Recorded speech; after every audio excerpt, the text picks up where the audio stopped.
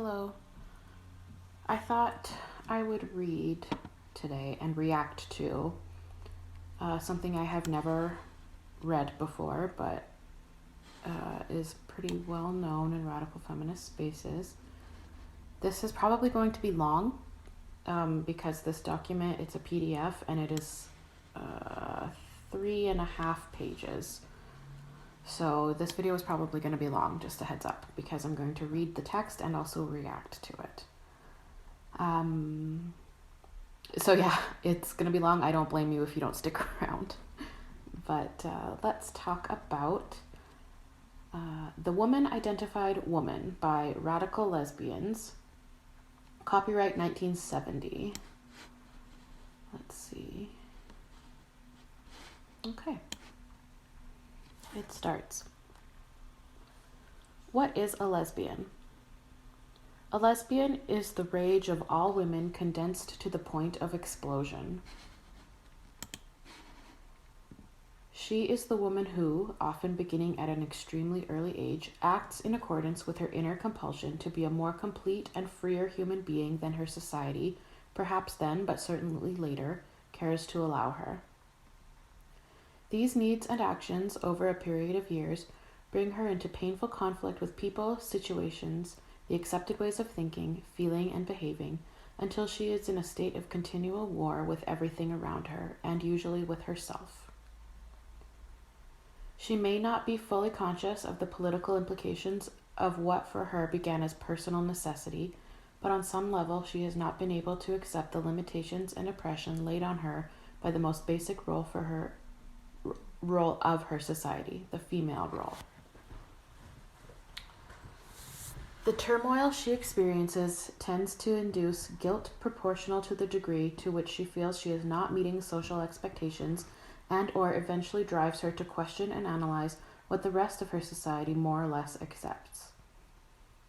She is forced to evolve her own life pattern, often living much of her life alone, learning usually much earlier than her straight, aka heterosexual, sisters about the essential aloneness of life, which the myth of marriage obscures, and about the reality of illusions.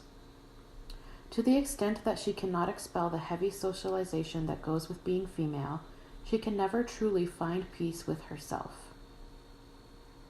For she is caught somewhere between accepting society's view of her, in which case she cannot accept herself, and coming to understand what this sexist society has done to her and why it is functional and necessary for it to do so.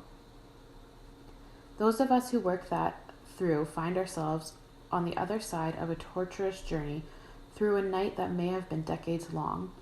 The perspective gained from that journey, the liberation of self, the inner peace, the real love of self and of all women, is something to be shared with all women, because we are all women.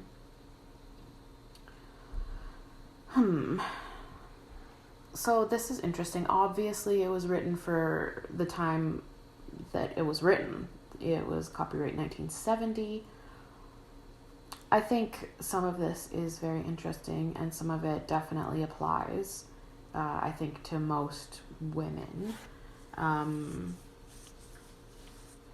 The part, like at the very beginning where it says, she is the woman who, often beginning at an extremely early age, acts in accordance with her inner compulsion to be a more complete, freer human being than her society would allow. Yeah, I think that's fair. Some of it, again, I have to keep in mind, this was 1970, when obviously homosexuality was not mainstream in any way.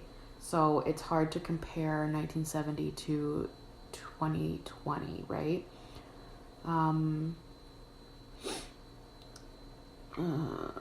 The part about she's forced to evolve her own life pattern, often living much of her life alone, I think that doesn't really apply to today, because back then, certainly women chose to be separatists, or chose to be spinsters, or chose to be alone, rather than be with men, and because they didn't think they could be with women, right? But that doesn't really apply today, I don't think. To the extent that she cannot expel the heavy socialization that goes with being female, she can never truly find peace with herself, I also don't think that really applies today. This is 50 years later, right? Women have a lot more options and opportunities than they did in 1970. So it's in 2020, we can definitely expel the heavy socialization that goes with being female. We have that freedom today, so it doesn't really apply to today's young lesbians, I don't think, at all. Okay, let's continue. Oh boy.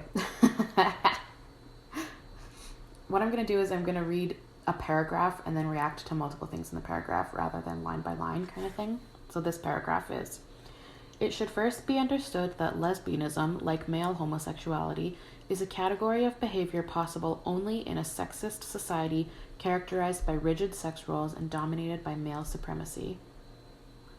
Those sex roles dehumanize women by defining us as a supportive or serving caste in relation to the master caste of men, and emotionally cripple men by demanding that they be alienated from their own bodies and emotions in order to perform their economic, political, or military functions effectively.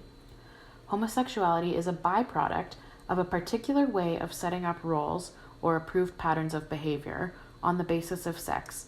As such, it is an inauthentic category. In a society in which men do not oppress women and sexual expression is allowed to follow feelings, the categories of homosexuality and heterosexuality would disappear. So, okay, this was definitely written from a political lesbian perspective. I can tell that right now. Lesbianism is a category of behavior possible only in a sexist society. No. Lesbianism is a physical, romantic, sexual attraction and desire for members of your same sex when you are a female. That's all it is. It doesn't develop because of a situation. It's innate. It's a way we're born. Also, homosexuality is a byproduct of a particular way of setting up roles. As such, it is inauthentic. In a society in which men did not oppress women, the categories of homosexuality and heterosexuality would disappear. This makes absolutely no sense whatsoever because it doesn't account for gay men at all. It really makes no sense to me. Talking about men as the master caste, which we know they are in a patriarchy, but like, why would men choose to be with other men when they can dominate women? It's because it's innate. It's not something that is chosen or something that came about because of a situation. So, oh boy. This is probably going to get rough. Let's continue. But lesbianism is also different from male homosexuality and serves a different function in the society. Dyke is a different kind of put down from faggot, although both imply you are not playing your socially assigned sex role, are not therefore a real woman or a real man. The grudging admiration felt for the tomboy and the queasiness felt around a sissy boy point to the same thing, the contempt in which women or those who play a female role are held. And the investment in keeping women in that contemptuous role is very great. Lesbian is a word, the label, the condition that holds women in line. When a woman hears this word tossed her way, she knows she is stepping out of line. She knows that she has crossed the terrible boundary of her sex role. She recoils, she protests, she reshapes her actions to gain approval. Lesbian is a label invented by the man to throw at any woman who dares to be his equal, who dares to challenge his prerogatives, including that of all women as part of the exchange medium among men, who dares to assert the primacy of her own needs.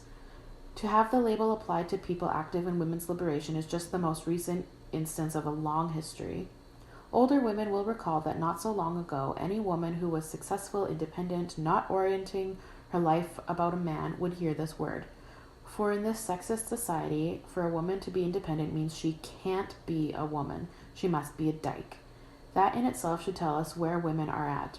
It says as clearly as can be said, women and person are contradictory terms, for a lesbian is not considered a real woman.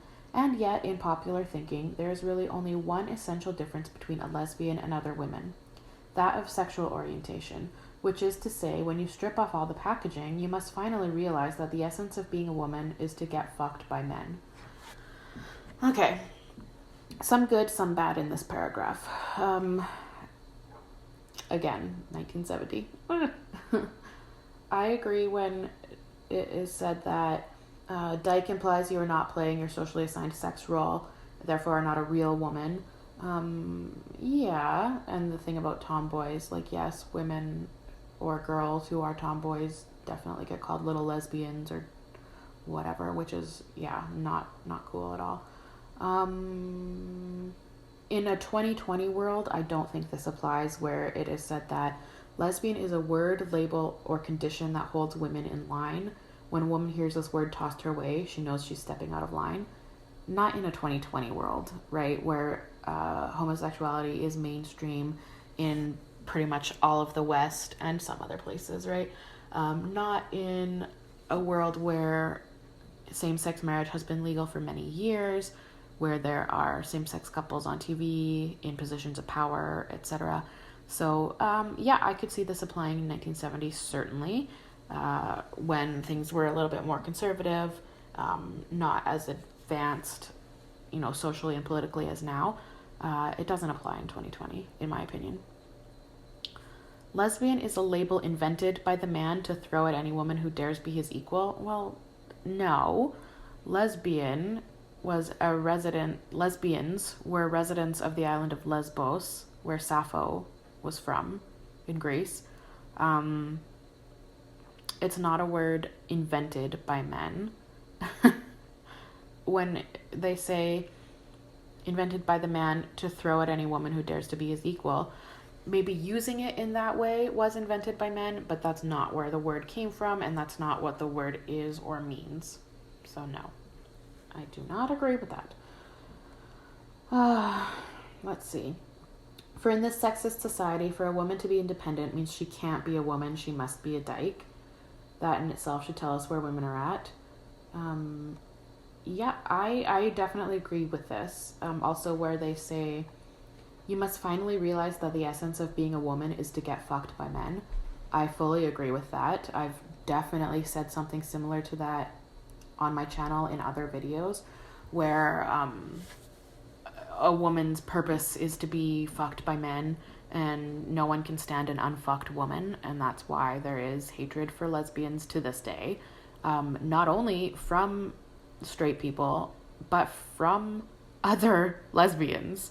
Like, I've mentioned this when I've talked about the concept of gold star lesbians and our experiences, and how even fellow lesbians hate us for that. Fellow lesbians talk down about and to us for that. They can't stand the idea that there's women who have been unfucked by men, and like that we didn't need to go through that experience to come out as we are. So yes, I fully agree with that. Let's move on. Lesbian is one of the sexual categories by which men have divided up humanity.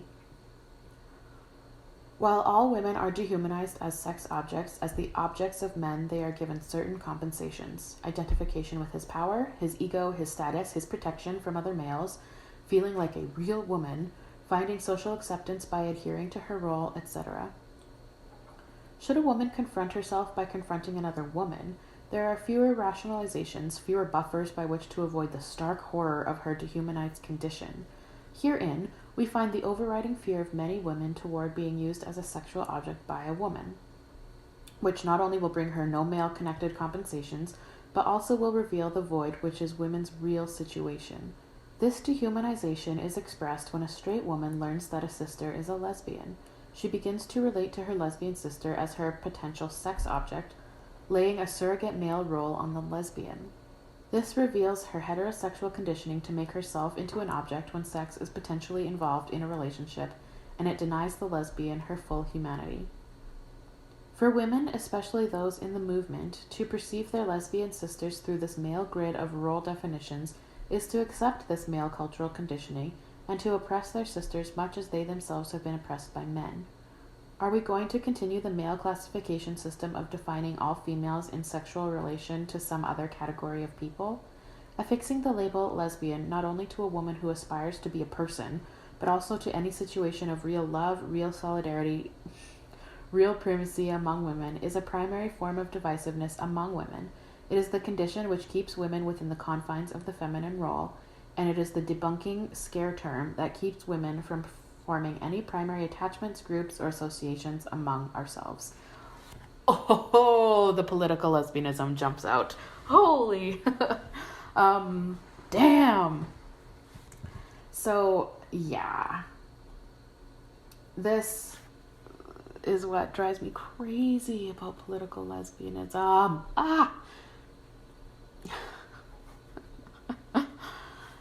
Okay, where do we even start with this paragraph? Oh, man. When a straight woman learns that a sister is a lesbian, she begins to relate to her lesbian sister as a potential sex object. What?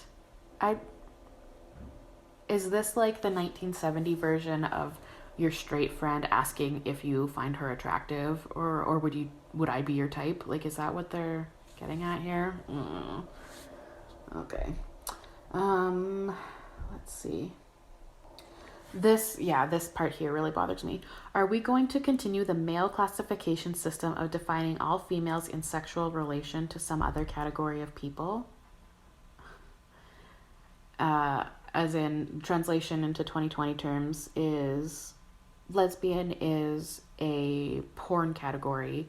Why are we letting men call us that?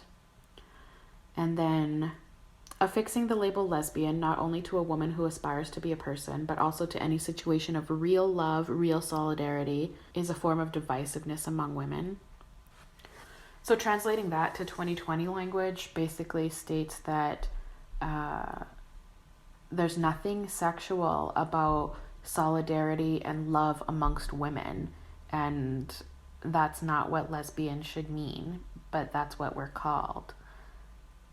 It's the political lesbian thing again. Because they're not actually homosexuals. Basically, they're saying lesbian is a sex category created by men, and when you call women who love women and have solidarity with women and are feminist women lesbians, you're just degrading the movement. Oh, God. Okay. Moving on. This last paragraph is huge. Holy crap. Okay. The first sentence. Women in the movement have, in most cases, gone to great lengths to avoid discussion and confrontation with the issue of lesbianism. It puts people uptight. They are hostile, evasive, or try to incorporate it into some broader issue. They would rather not talk about it. If they have to, they try to dismiss it as a lavender herring. But it is no side issue. It is absolutely essential to the success and fulfillment of the women's liberation movement that this issue be dealt with. As long as the label dyke can be used to frighten women into a less militant stand, keep her separate from her sisters, keep her from giving primacy to anything other than men and family, then to that extent she is controlled by the male culture. Until women see in each other the possibility of a primal commitment which includes sexual love, they will be denying themselves the love and value they readily accord to men, thus affirming their second-class status. As long as male acceptability is primary, both to individual women and to the movement as the whole, the term lesbian will be used effectively against women. Insofar as women want only more privileges within the system, they do not want to antagonize male power. They instead seek acceptability for women's liberation, and the most crucial aspects of the acceptability is to deny lesbianism, for example, to deny any fundamental challenge to the basis of the female. It should also be said that some younger, more radical women have honestly begun to discuss lesbianism, but so far it has been primarily as a sexual alternative to men. This, however, is still giving primacy to men, both because the idea of relating more completely to women occurs as a negative reaction to men, and because the lesbian relationship is being characterized simply by sex, which is divisive and sexist. On one level, which is both personal and political, Women may withdraw emotional and sexual energies from men and work out various alternatives for those energies in their own lives. On a different political and psychological level, it must be understood that what is crucial is that women begin disengaging from male-defined response patterns. In the privacy of our own psyches, we must cut those cords to the core. For irrespective of where our love and sexual energies flow, if we are male-identified in our heads, we cannot realize our autonomy as human beings. Good points, bad points. As long as the label dyke can be used to frighten women into a less militant stand, keep her separate from her sisters, or keep her from giving primacy to anything other than men, to that extent she is controlled by male culture. Yeah, I agree.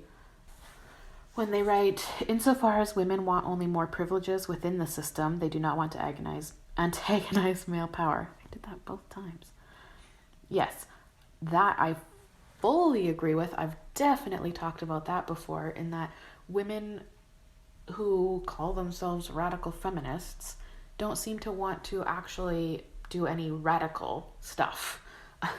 They want to change the way things are viewed, not change the things.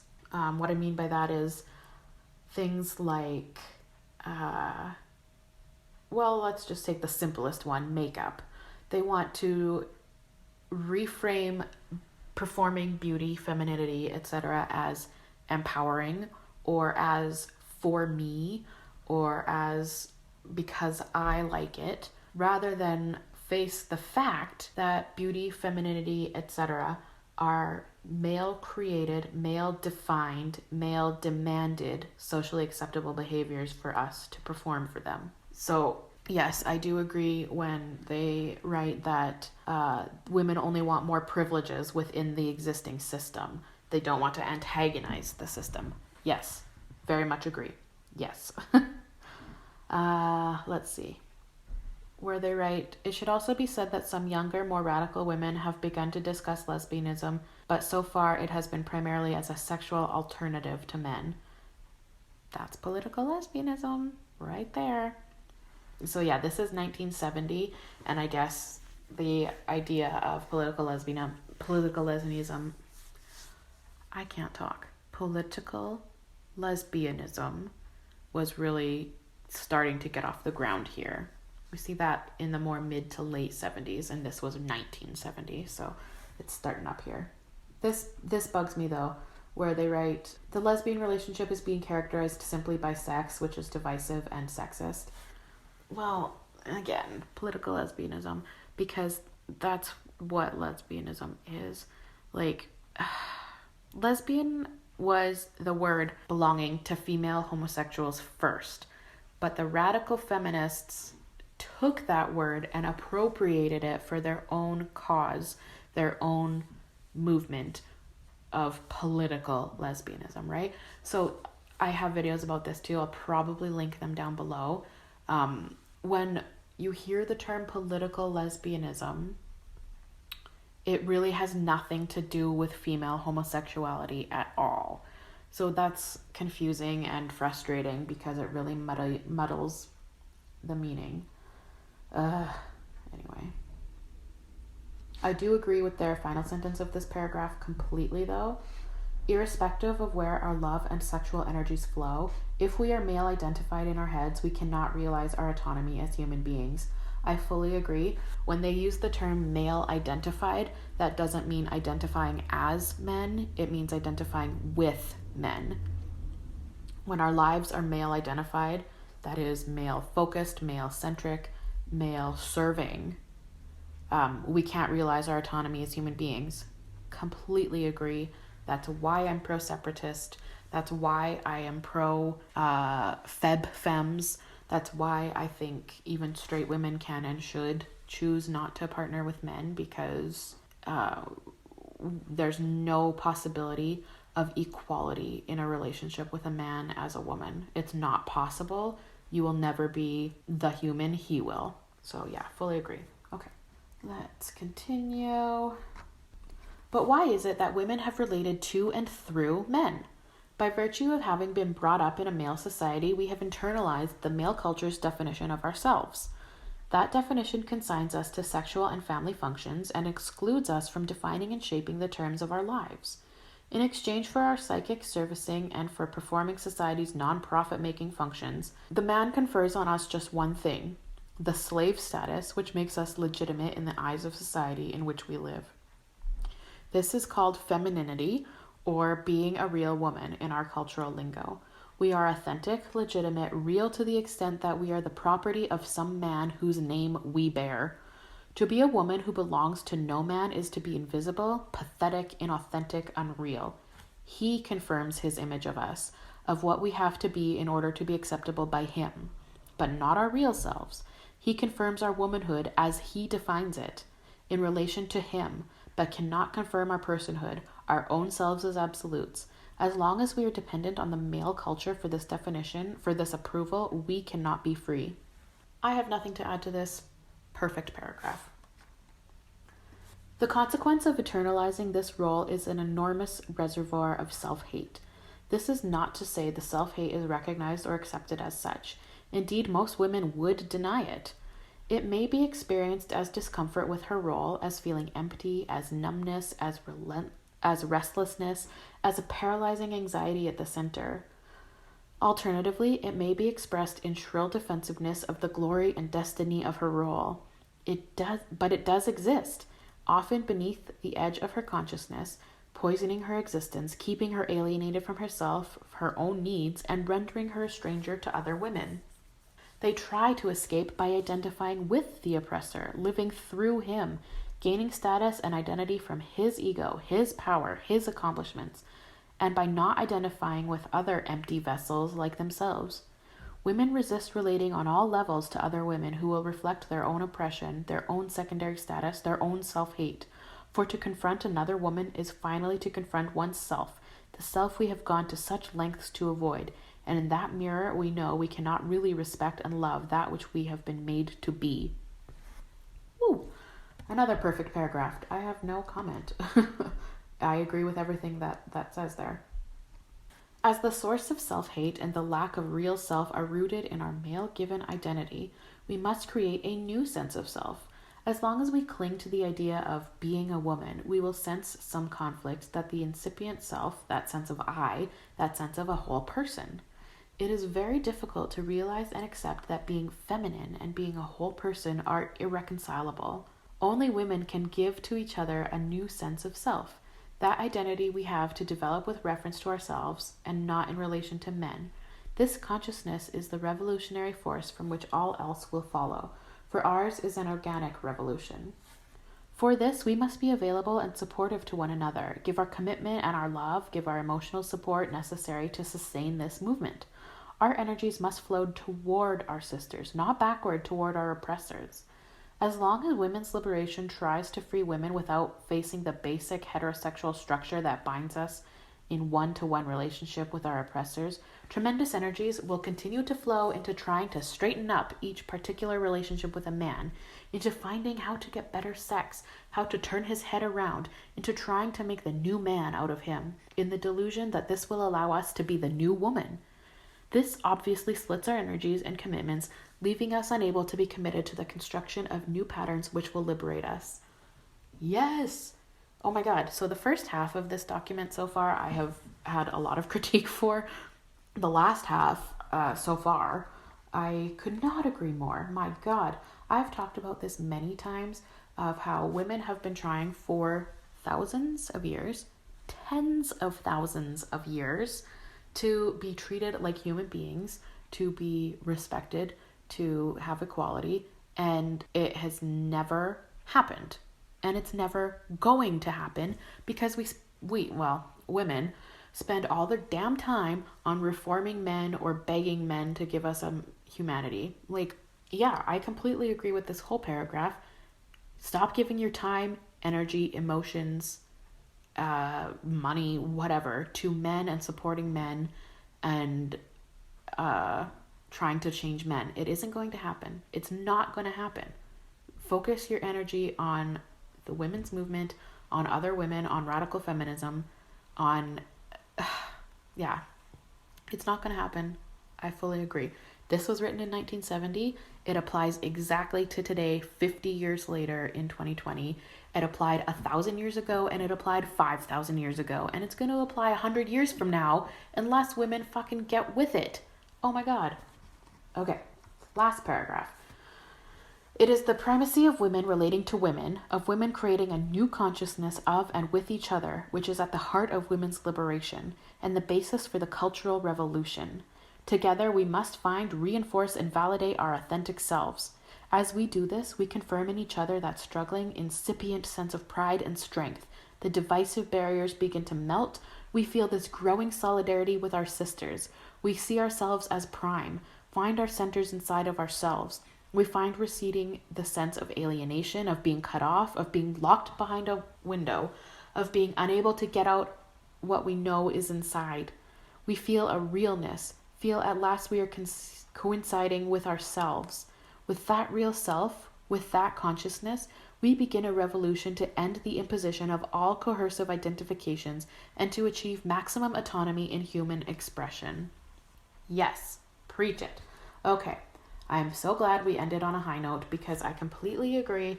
Male identification is not getting women anywhere, has not gotten women anywhere, and it has to be left by the wayside. Again, that doesn't mean identifying as men, but rather with men. Women need to become woman identified in order to make any progress for ourselves, for our own autonomy, our own happiness, our liberation, our freedom, our humanity. I wish that it would become reality. I wish that more women would become woman identified, become radical feminists, abandon patriarchy, abandon men. It's for our own good. It's for your own good. True happiness, true freedom, true liberation is never going to come from men. It never is. You'll be a shell of yourself and a shell of what you could have been. I'm sorry, not sorry. I will link this piece in the description box below so that you can read it yourself or save it yourself. It's a PDF. If you're still here all this time later, half an hour later, congrats to you. Thank you. Have a great day. Bye.